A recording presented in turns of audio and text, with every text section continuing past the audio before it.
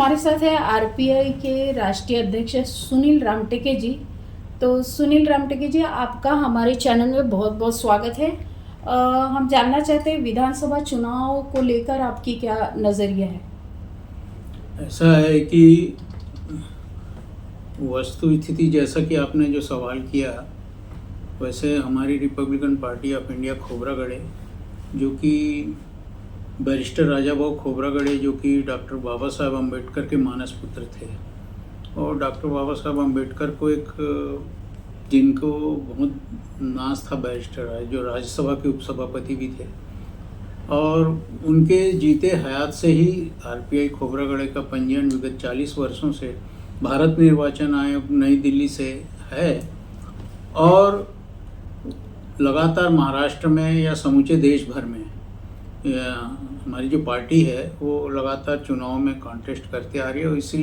यही एकमात्र कारण है कि वो पंजीयन और रजिस्ट्रेशन बरकरार आज तक बना हुआ है। तो इस बार भी कल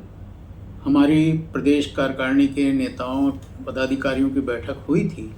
और उसमें निर्णय लिया गया कि कम से कम विदर्भ सहित समूचे महाराष्ट्र में 100 सीटों पर चुनाव लड़ाने का निर्णय लिया गया है। साथ ही कुछ छोटे संगठन हैं, और उन छोटे संगठनों के साथ मिलकर के हमने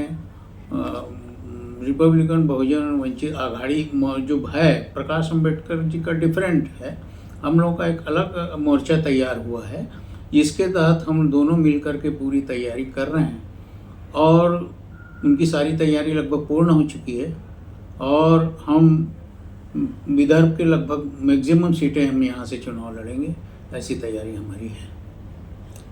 विधानसभा चुनाव में आप किन मुद्दों को उठाना चाहेंगे सबसे पहले।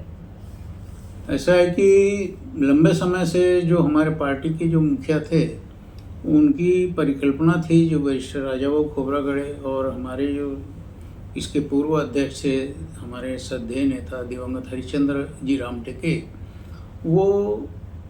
उन लोगों की परिकल्पना थी कि छोटे राज्यों की परिकल्पना होना चाहिए। पृथक विदर्भ की मांग ऑलरेडी यहाँ बहुत ज़ोर शोर से चल रही है, और उस मांग को हमने 40 वर्ष पहले से ही हमने इस मांग को, चाहे विधानसभा हो या पार्लियामेंट हो, असेंबली में, इसको लगातार हम समय समय पर उठाते रहे हैं। और आज भी ये आंदोलन महाराष्ट्र में बहुत ज़्यादा सरगर्मी फैला रहा है। तो ये मुद्दा है। दूसरा, अनुसूचित जाति जमाती पर जो होने वाले अत्याचार है उस पर रोकथाम, किसानों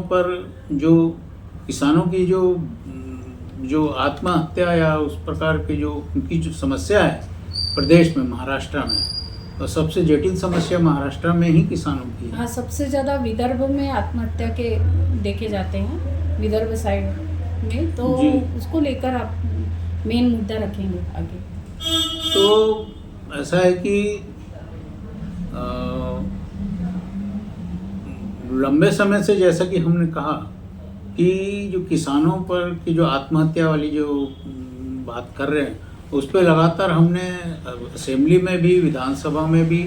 और यहाँ पे जो पहले सत्ता या महाअघाड़ी थी या इंडिया या प्रगतिशील गठबंधन जो भी हो, उनके पास मिलकर मुंबई में और यहाँ नागपुर में समय समय पर यहाँ जो डॉक्टर बाबा साहेब अम्बेडकर का पुतला है, जहाँ पे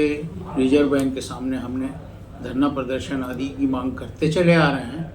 और अभी भी हम लोगों का मांग जारी है, और इस पर रोकथाम होनी चाहिए जो किसानों की आत्महत्या चल रही है। आगे आपकी क्या स्ट्रेटेजी रहेगी। ऐसा है, जैसा कि अभी जो हमारे कार्यकारिणी या प्रदेश कार्य समिति के लोगों ने जो निर्णय लिया है, और उस पर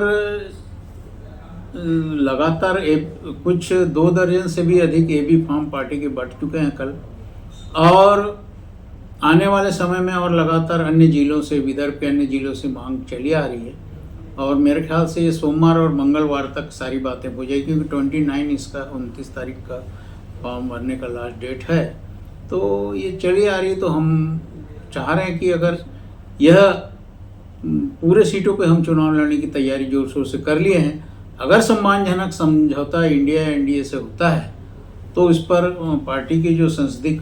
कमेटी है उस पर विचार करेगी,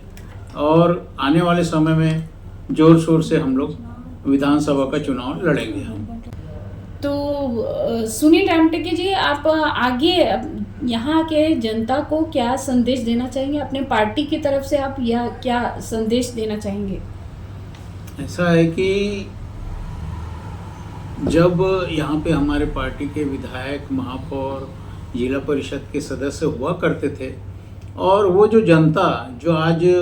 कुछ कारणों से दिग्भ्रमित हुई है, हम उस जनता तक फिर से पहुंचना चाहते हैं। और उस पर आज प्रातः 10 बजे, सुबह 10 बजे भी आज मीटिंग थी, और उन जनता तक जो चाहे दलित, SC, अनुसूचित जाति, जमाती, पिछड़ा वर्ग और अन्य अम्बेडकरवादी जो जनता है, उन तक पहुंचने के लिए एक स्ट्रेटजी तैयार हो रही है, और वो जल्दी पूर्ण कर दी जाएगी। और हम उस जनता को ये बताना चाहेंगे कि जो आज जो हम लोग जो किसी कारणों से हमारे लोग दिग्भ्रमित हुए थे, फिर से अपने मूल भावनाओं से अपनी पार्टी के साथ जुड़कर इस विधानसभा में काम करेंगे। क्या जनता से सीधा संपर्क साधने का आपने बनाया है आगे योजना? हाँ, मैं वही कहा ना कि आज जो प्रातः जो हमारी मीटिंग हुई, उसमें जनता से सीधा संपर्क करने के लिए छोटे छोटे नुक्कड़ सभा तो होंगे ही, साथ में एक टोली कार्यकर्ताओं की टोली भी बना के जाएगी, जो कस्बों में या मोहल्लों में जा कर के काम करेगी, और निश्चित रूप से उस जनता के सामने अपनी बात को, पार्टी की बात को रखने का प्रयास करेगी।